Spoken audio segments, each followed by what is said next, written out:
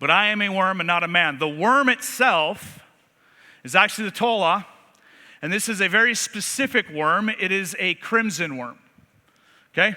This worm is crushed for a dye that is inside of it that is used to stain the curtains inside of the tabernacle. It's used to dye the high priestly robes. There's a lot of other really cool stuff that goes into this thing, but those are the main things, right? This worm that it says, I am, but a worm, we can look at the prophecy of what that is, and we look at the life of that worm. So here's the really fun part about this. The life of that worm, when that worm is going to have children, it will attach itself to a piece of wood. Whether it be a tree, a post, or a board, it will attach itself to it.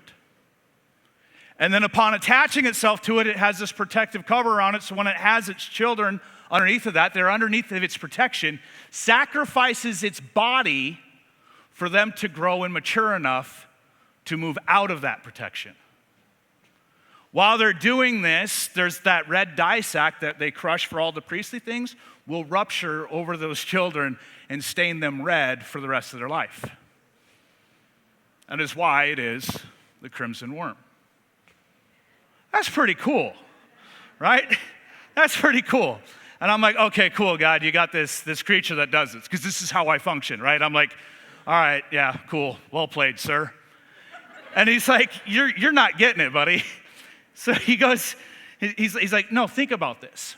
Understand this, right? We have all of these steps and all these things that are inside of Scripture, inside of this psalm, that walk us through him going to the cross and the crucifixion and all of that, right? But inside of this creature, this is what's really crazy about it is, inside of this creature is the absolute theology of what Jesus was going to do on the cross.